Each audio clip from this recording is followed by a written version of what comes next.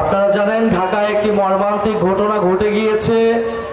Milestone কলেজে বিমান দুর্ঘটনায় প্রচুর হতাহতের ঘটনা ঘটেছে।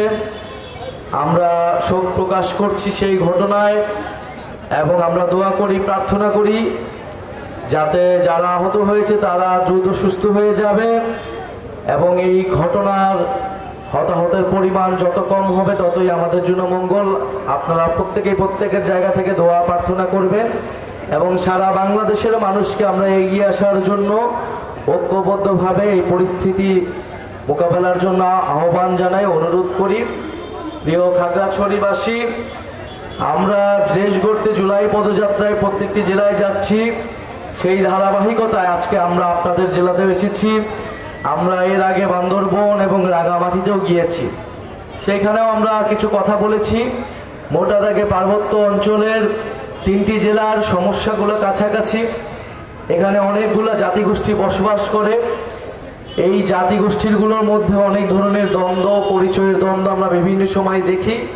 কিন্তু একটা জায়গায় আপনাদের সবাইকে ঐক্যমত হতে হবে যে অর্থনৈতিক উন্নয়নের ক্ষেত্রে, শিক্ষা, স্বাস্থ্য সুবিধার ক্ষেত্রে কিন্তু আপনারা প্রত্যেকটা জনগোষ্ঠী বঞ্চিত। যারা পাহাড়ে বসবাস করেন, সে বাঙালি হোক, চাকমা হোক, মারমা বা পাহাড়ি যে কোনো জনগোষ্ঠী হোক না কেন, ফলে পাহাড়ের যদি উন্নয়ন ঘটাতে হয় তাহলে আসলে আপনাদের ঐক্যের কোনো বিকল্প নেই, সম্প্রীতির কোনো বিকল্প নেই।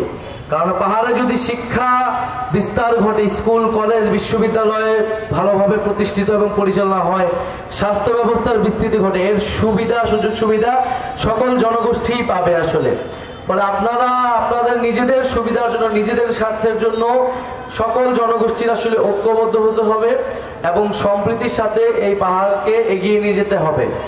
বাংলাদেশের সার্বভৌমত্ব, আঞ্চলিক অখণ্ডতা, জাতীয় নিরাপত্তা সবকিছুকে মাথায় রেখে আমাদের সকল জনগোষ্ঠীর এই ঐক্য, সৌহার্দ্য এবং সম্প্রীতি প্রয়োজন।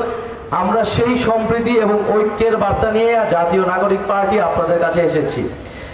দ্বিতীয়ত, আমরা বাংলাদেশকে একটি বহু ভাষা এবং বহু সংস্কৃতির দেশ হিসেবে গড়ে তুলতে চাই। কারণ ঐতিহাসিকভাবে এই বদ্বীপ অঞ্চল, এখানে বহু ভাষা, সংস্কৃতি, ধর্ম এবং সভ্যতার মিলন কেন্দ্র ছিল। ফলে এটা আমাদের ইতিহাস, ঐতিহ্যের অংশ এবং এটা আমাদের শক্তির জায়গা যে আমরা কত বেশি বৈচিত্র্যকে ধারণ করতে পারি। একটা রাষ্ট্র কত বেশি বৈচিত্র্যকে ধারণ করতে পারে। আমাদের সংবিধানে এই বৈচিত্র্যকে অস্বীকার করা হয়েছিল। Pick your card, tap and go. Universe. Sign up for PATHAPay. PATHAPay, your universe, your way. এই সকল জনগোষ্ঠীর অন্তর্ভুক্তি 72 সালে সংবিধানে নিশ্চিত করা হয়নি। এখানে জাতির সাথে জাতির বিদ্বেষ, ধর্মের সাথে ধর্মের পার্থক্য, সেকুলারিজমের সাথে ইসলামের বিভেদ, এরকম নানা রকম বিভেদ এই সংবিধানে জিয়ে রাখা হয়েছে। ফলে তার একটা নতুন রাষ্ট্র গঠনের যে সুযোগ, সম্ভাবনা আমরা 71-এর মুক্তিযুদ্ধের মাধ্যমে পেয়েছিলাম, সেটি আমরা হারিয়েছি। কিন্তু 2024-এর পরে, গণ অভ্যুত্থানের পরে যে নতুন জাতীয় ঐক্য তৈরি হয়েছে, যে নতুন সম্ভাবনা তৈরি হয়েছে, এই সম্ভাবনা, সুযোগ আমরা হারাতে চাই না। ফলে বিচার সংস্কার এবং নতুন সংবিধানের দাবিতে আমাদের এই জুলাই পদযাত্রা শুরু হয়েছে। আমরা চাই আপনারাও এই নতুন সংবিধানের দাবিতে, আপনার জাতিগোষ্ঠীর অন্তর্ভুক্তির দাবিতে, আপনার পরিচয়ের স্বীকৃতি এবং পাহাড়ি বাঙালি সবার মানবাধিকার, নাগরিক অধিকার, নাগরিক মর্যাদা নিশ্চিত দাবিতে সকলকে ঐক্যবদ্ধ হতে হবে, সকলকে এই দাবি উঠাতে হবে।